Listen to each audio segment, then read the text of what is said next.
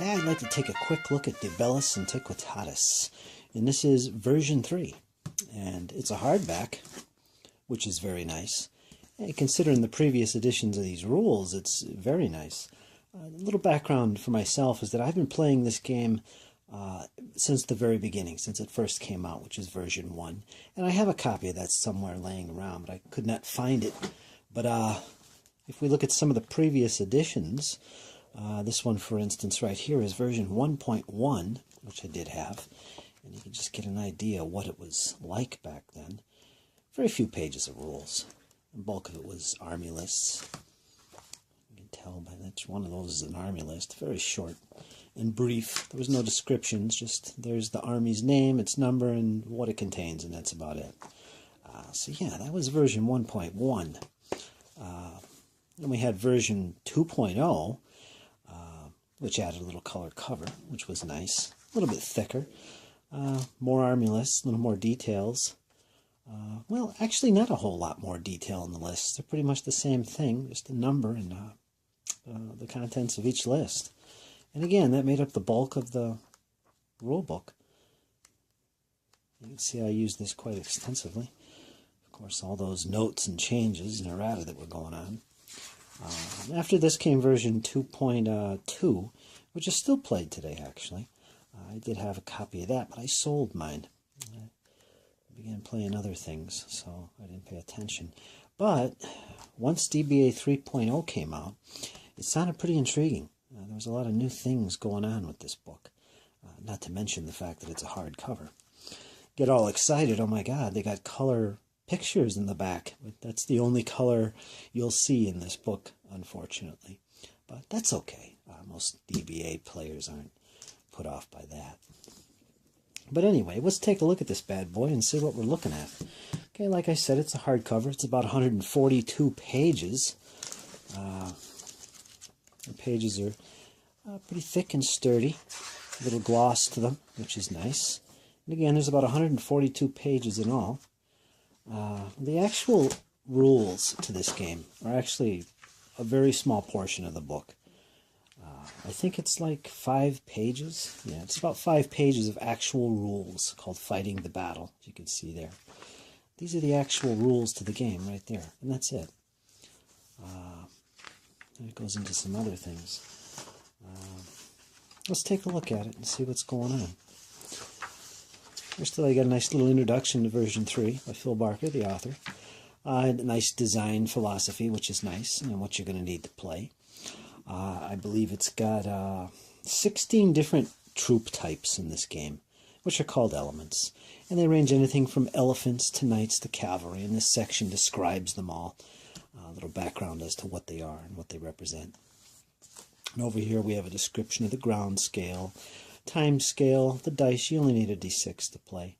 The army size and representation. All armies in this game in DBA are 12 strong. And the battlefield size, which is typically 2 foot by 2 foot or a 32-inch square, whichever you prefer. Then it goes into how to base your figures. And this is pretty much the standard basing of ancient miniatures today. The old Wargame Research Group standard, as they call it. For instance, you got cavalry here, which are mounted on, let's see, depending on your size of your figures, in this case, say 15 millimeter, they're on 40 by 30 bases, 40 wide, 30 millimeters deep, and it tells you how many models are on each base. And it covers all the different figure element types for you, like the pikes, there's blades, auxilia, bows, and so on. It tells you how many figures it suggests you put on them, on the base size, and so on. Something new in this version of the game is the subclassification of elements into solid and fast troop types to better represent their battlefield role, basically. And it's mostly the foot elements that are like that. Like your cavalry are pretty much cav, and that's about it. But your blades, for instance, can be solid or fast. And the number of figures on them also could be different. Let's see what else we got here. We've got a next section here, Battlefield Terrain. It tells you how to make your terrain. All the mandatory pieces and the optional pieces your army can take. And every army has a type of terrain that lists its homeland. For instance, Romans and for example, would typically be a rabble. That would be listed in their army list. And if they are the defender, if you look under a rabble, it'll tell you that they have to take either a built-up area or 2 fields. And then it lists a bunch of optional terrain features which they can take as well, like rivers and hills and fields with enclosures, roads, waterways, scrub, boggy, and so on. And the rules cover in pretty good detail the sizes of these terrain features, what they represent, whether or not they're bad going, rough going, or good going, which is your standard flat open terrain. Then it goes into quite some detail about built-up areas, which are basically things like cities and forts and hamlets and edifices, the denizens who live within cities and things and can actually have an effect on the battle. A minor one, but still it can happen. You could capture a city and have it recaptured and things like that, which is fun. That's a nice touch in DBA. Every army has a camp, typically, unless they're the defender, and they have like a city. But here goes into the camps and where you place them and their sizes and what they represent. Next little section, of course, is the rules. And like I said, it was 5 pages. It's got the sequence of play, how to deploy. It covers everything from moving, tactical moves, group moves, how to cross rivers, interpenetration, what are threat zones and what role do they play in the game. Moving into contact, how do you conform or turn once you're contacted? And it goes into close combat, which is pretty much D6. You add various modifiers, such as the unit or the element type, like elephants, for instance. When they're fighting against foot, they add 5. If they're fighting against mounted elements, like cavalry and knights, they would only add 4. And then there's modifiers for rear support. Bases are behind each other supporting, like pikes supporting each other, for instance. Flank support factors are things like having solid spears flanked by friendly blades who are also solid. You know, it can give you a flank bonus and things. And then tactical factors, like is your element a general? You know, you get a bonus for that. Are you garrisoning a city or a fort? And in close combat, you get a bonus for that. If you're hitting the flank, or if you're in bad going terrain, it could be a modifier. And then you both sides compare their final results, and it'll come up with an outcome. The loser will look up on the outcomes section here, which is basically if the scores are equal, you look up here. If one side beats the other but doesn't total half or less, you look in here, and so on. So let's just say my legion troops, which are blades, lost against some pikes. So let's say I lost, say, 6-8. Okay, he scored 8, I scored 6. Okay, I come down to here, and this section is if its total is less than that of the opponent, but more than half, which is what this is, 6-8. I would look up my element type, which would be blades. Where are you? And it says, I am destroyed by knights or scythe chariots, if in good going, or by warband. Otherwise, I just recoil. Okay, it tells me the result of the combat. I carry it out on the table immediately, and we go to the next little combat. So that's a quick rundown of how close combat works. Shooting is similar. Let's see, we've got, it covers destroyed elements, lost elements, fleeing, pursuing, recoiling, pushbacks. All that is detailed here in this 1 page. And then it finally tells you how to win the game, which is basically when a side loses 4 elements, or equivalent to 4 elements, it's going to lose the battle. And that would end the game.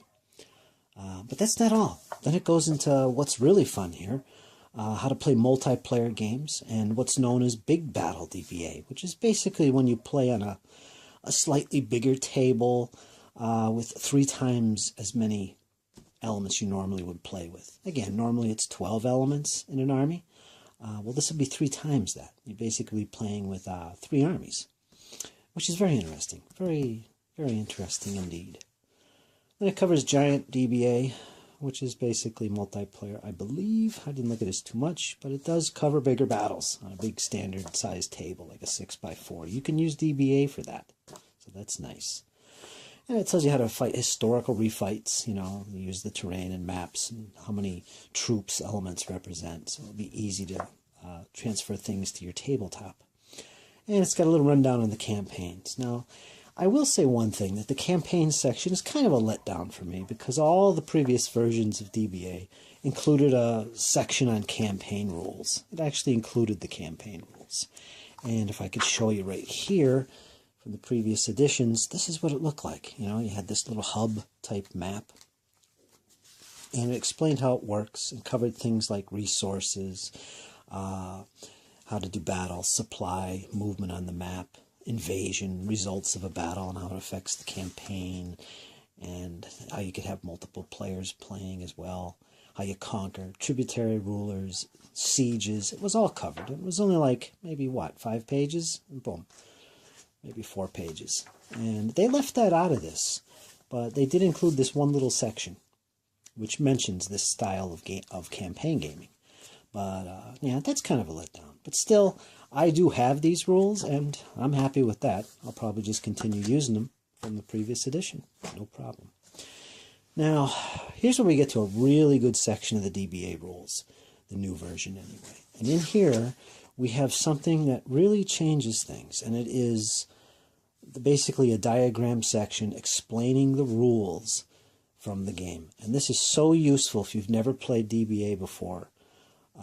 And even if you have played DBA, this really brings a lot of clarity to the rules and the author's intent behind the rules.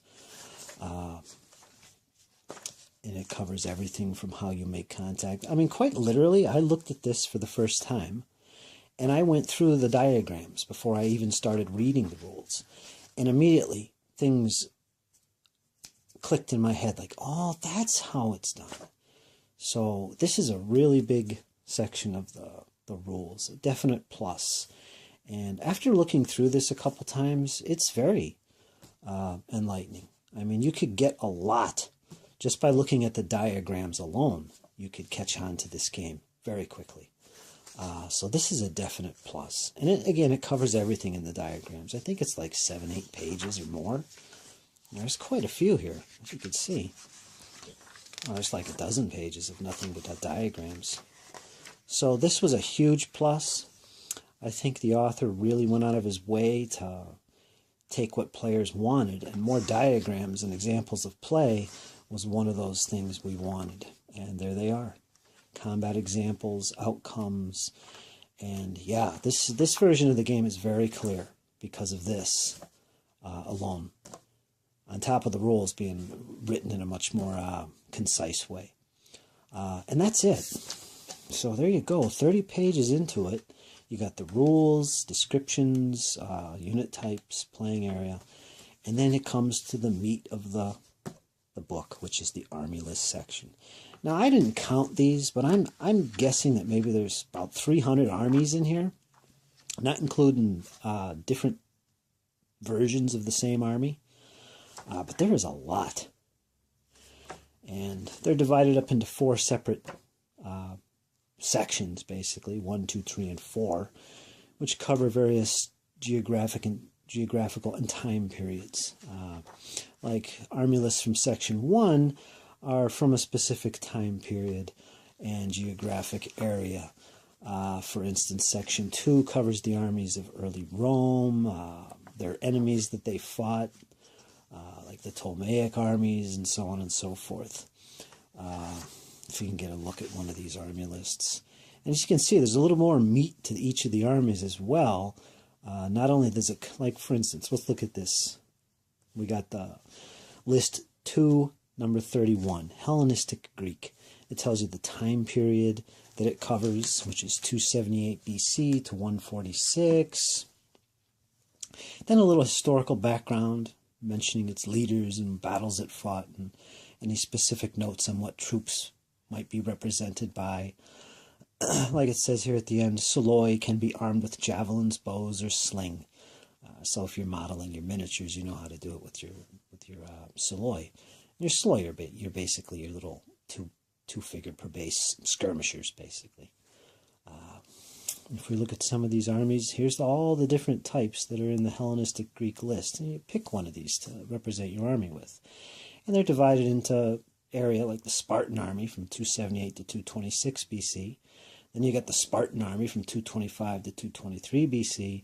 And then again, another Spartan Army version, which is 222 to 195. Each one has their own little number and code. And let's say we were looking at this army here, the Boeotian Army, 245 to 146 BC, tells you that it has one general, who's a cavalry element. It has one light horse element, 6 phalanx units, which are pike. Then it's got auxilia and soloi in there on top of that. It makes up 12 elements. And usually there's options here, so you don't always have the same troop type. Sometimes you could swap out, and it'll tell you, you could swap out a couple pikes for a different troop type, for instance, if the army typically done that. Then it goes into its terrain type, if it's the defender. In this case, the Boeotians are a rabble. It also lists their aggression factor, which is a modifier. At the beginning of a battle, both players roll a d6, and they add their sides, their army's aggression factor. And the high roll becomes the attacker. The low roll is the defender.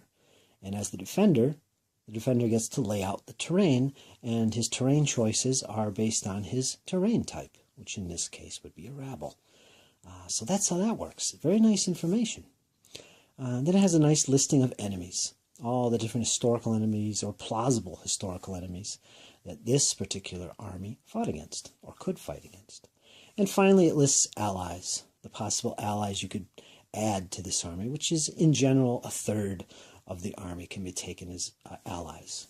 And they're basically chosen from another list. In this case, list 231J, which is basically another Hellenistic army, which is this one here, the Aetolian army. And you can draw troops from here. So that's the way the army lists work, which is pretty nice. And another big feature is it does have an index, not only for the rules, but it has several separate indexes for all the army lists, making it very convenient to find armies. They have a geographic index to the army lists, like Africa. Here's all the lists that are in the Africa area, their numbers and the name of the army. Here's the American ones. Here's an alphabetical index to the army list, where everything is literally indexed based on the alphabetical order. You can see there's a lot of armies in this. And I think there's another version of the index, which is an alphabetical index to the rules. So I guess there's only 2 for the army lists. Well, yeah. So there you go. That's DBA, the look of it. Very, very nice. Solid hardcover book. I love it. I've played this game over the years for a long time. I've had my frustrating moments with it, and I always enjoyed it. But I definitely switched over to other rules for a while. But this excited me. I picked it up, took the chance, because it was so enjoyable, and it's so easy to get into. It's highly recommended by me. That's all I could say, folks. Particularly this version. If you wanted to ever get into Ancients gaming without a huge investment in models and painting guides and terrain, this is the way to go. This is basically an introduction to Ancients gaming, but a lot of people, including myself, get hooked on this because, you know, you would think, oh, it's an introduction, you're going to buy something else and get deeper into it. You could. But once you play this game, you realize this is a very deep game in its own right. And with options like Giant Battle DBA and Big Battle DBA and campaigns, it's marvelous. You know, it's perfect. Especially if you're new to Ancients gaming or your budget is limited. For instance, if you don't like playing skirmish games, you like battle games, tactical level battles, this is a good alternative to playing a skirmish game. You have just as many miniatures as in a skirmish game, but you're actually playing with units or elements and playing battles, you know, so that's a nice plus. Yeah, and like I said, the game is, they're very fast-moving battles. It usually takes under an hour to play a battle, typically. What else was there? Another thing is it's easy to collect an army for. 40, 50, 60 figures, easy. There's your collection. And if you wanted to try out different armies, and that's one of the advantages of Ancients gaming, is that there's so many armies you could play. You could just go crazy here and just have collections from all kinds of different periods if you wanted, all kinds of Romans and Hittites and Egyptians and the Middle Ages, 100 Years' War, Galatians, all kinds of things you could draw from here to experiment with and have fun with. And if you want, you can always build the army up bigger than, this game and play another set of rules if you wanted, or play Big Battle DBA, whatever. This is a set of rules which you can learn in probably under 20 minutes and play a game in under an hour with 50 or 60 models and a 2x2 square table. It's been around for, I think, over 25 years. This set of rules has been around and played. So this is like one of the most well play-tested games that you can get on the market today in wargaming. It's very popular. It's played in tournaments as well as one-offs and historical game battles as well.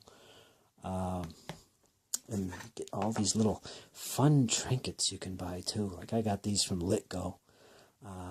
DBA 3.0. That's a little measuring device. There's one for ranges, for shooting artillery. And there's a few other little trinkets that you can get too. Like this represents base width for 15 millimeter. And so on. So there's all kinds of extras you can get along with this game. There's even some companies that manufacture DBA starter armies. So you like Corvus Belli. They sell them. You could buy one for like 30, 40, 50 bucks. There's an entire army for you to paint up. Boom.